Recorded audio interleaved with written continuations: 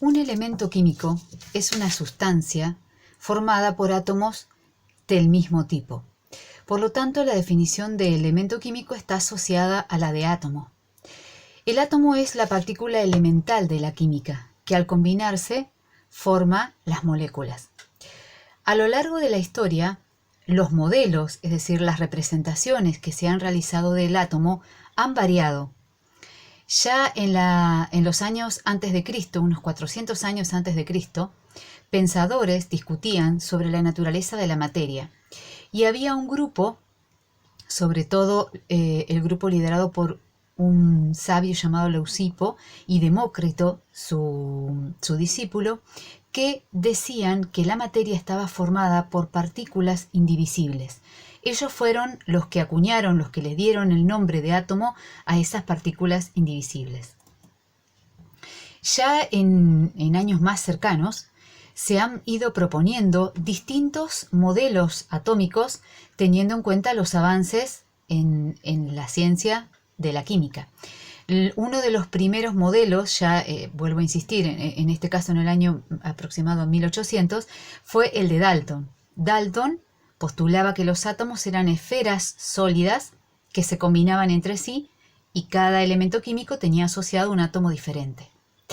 Luego del modelo de Dalton, ¿sí?, surgió el modelo propuesto por Thomson, llamado también modelo del budín de pasas, porque consideraba que el átomo era una especie de esfera positiva con los electrones incrustados en ellas. Ustedes lo pueden ahí ver en ese esquema.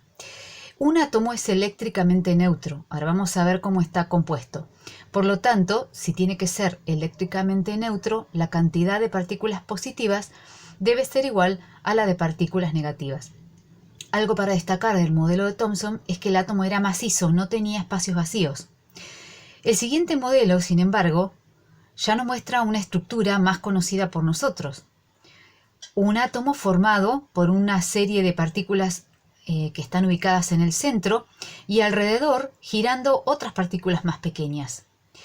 Esas órbitas que están ahí representan el recorrido de las partículas, ¿sí? Representan que las partículas más pequeñas, que se llaman electrones, están girando en torno a un núcleo.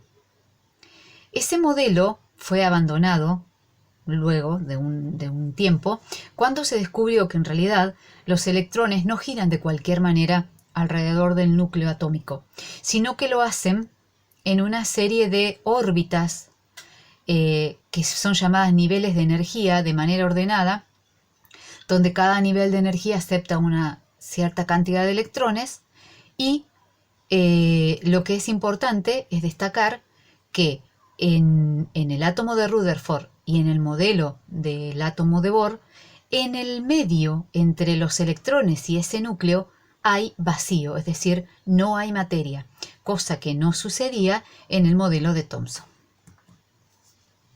Acá está representado el modelo atómico actual. Tendríamos que imaginar el modelo atómico actual como si fuera un enjambre de abejas, por decirlo de alguna manera. En el modelo atómico actual se considera que el átomo, el centro del átomo, el núcleo, está rodeado por una nube de electrones. Eso que ustedes ven representado ahí con un círculo de color celeste, medio azul, es el núcleo, y lo que está alrededor serían los electrones. Esas nubes de electrones tienen distintas formas geométricas que se representan en esos ejes que están ahí y que en realidad me está indicando la forma que tienen los electrones como al moverse. Como es imposible en este modelo conocer en dónde está el electrón y la velocidad a la que se mueve, lo representan con una nube, no como los otros modelos donde era posible seguir la trayectoria del electrón.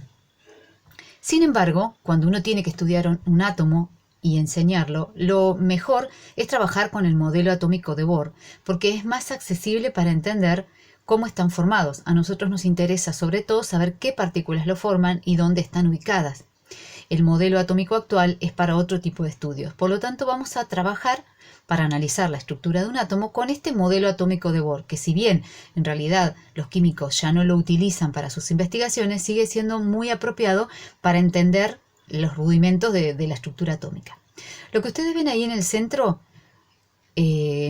con círculos de color verde claro y rojo, es el núcleo atómico. El núcleo atómico está formado por unas partículas que tienen carga positiva, que son los protones, y una partícula sin carga que se llama neutrón. Alrededor del núcleo giran los electrones en distintos niveles de energía. Los electrones tienen distinta energía asociada y giran como en órbitas. Esos electrones, entre los electrones entre sí y los electrones del núcleo, hay espacio vacío. Para que el átomo sea eléctricamente neutro, debe haber la misma cantidad de cargas positivas que de cargas negativas. Los átomos pueden o ganar electrones o perder electrones. Si ganan o pierden electrones, se transforman en partículas cargadas, y las partículas cargadas, que tienen carga positiva o carga negativa, se llaman iones.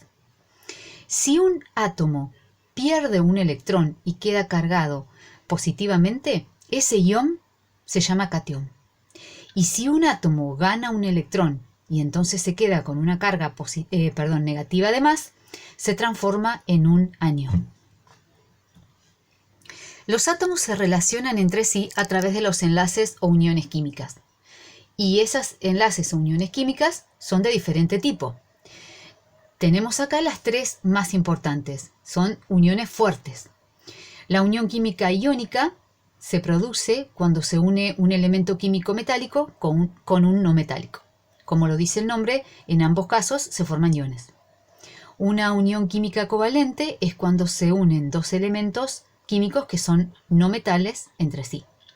Y una unión química metálica se produce cuando se unen entre sí metales. Nosotros, cuando veamos agua, vamos a ver un tipo de unión química que no es de este tipo. Este tipo son uniones químicas o enlaces químicos fuertes. Nosotros vamos a ver una interacción que se produce entre las moléculas de agua, que es una unión química débil, que es el puente de hidrógeno. Cuando yo tengo una unión iónica y se separan los componentes de esa unión iónica, ¿sí?, el metal cede los electrones y se transforma en un catión. Y el no metal gana electrones y se transforma en un anión. Esto nos va a servir para entender el proceso de disolución. Y en un enlace covalente, a diferencia del enlace iónico, donde cada componente del enlace, uno gana un electrón y el otro lo pierde, en el enlace covalente los electrones se comparten. Los electrones pasan un tiempo alrededor de un átomo y un tiempo alrededor de otro átomo. Siempre piensen que los electrones se están moviendo como una nube, aunque acá estén representados de otra manera.